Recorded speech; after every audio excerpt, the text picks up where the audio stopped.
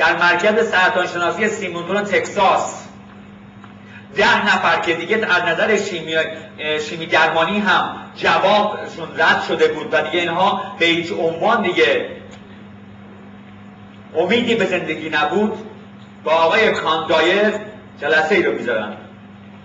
آقای کاندایر به مرکز سرطان شناسی میره و اعلام میکنه که کیا مردنی هم دیگه. آقا این 10 نفر مردنی هم دیگه هیچ کاری براشون نمیشه کرد. شروع میکنن با این 10 نفر میگه خب مگه شما نمیخواین بمیرید؟ میگه بیایم توی مدتی که قراره بمیریم یه سری کارهای مثبت بکنیم، دیدگاه مثبت، زندگی مثبت. مثلا حالا بر فرض مثال این بیمارستان باغچه‌ام بریم مثلا سبزی بکنیم، گل بکنیم. ما چی میخوایم بمیریم؟ آدگاری بذاریم گل بکنیم. شروع میکنن اینا یه سری کارهای مثبت انجام دادن در اون بیمارستان. بعد از 3 سال از این گروه 2 نفر میمیره و موفقیت به طور کامل سرطان شفا پیدا میکنن.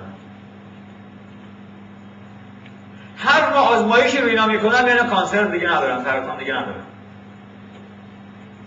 میگن اون 2 نفر چرا مرد؟ میگن اون 2 نفر چون که همه گفتن که هم برای خودش حرف میزنه، مخش معیوبه، ما چی میمیریم؟ تو گالیور هست اون یارو اسمش چیه؟ من میدونم موفق نمیشیم.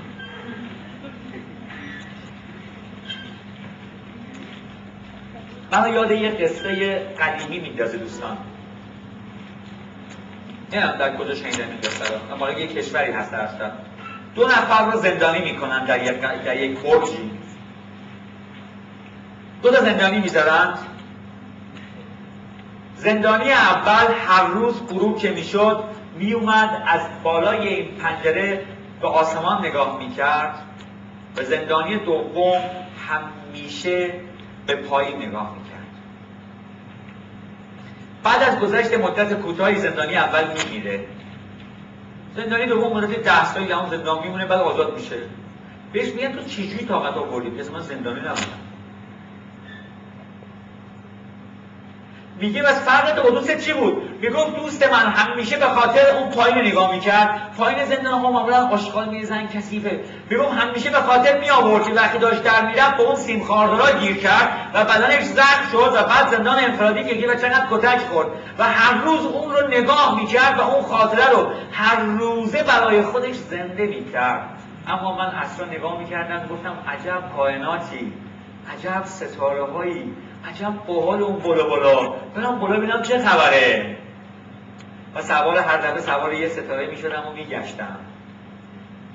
من هیچ وقت زندانی نبودم.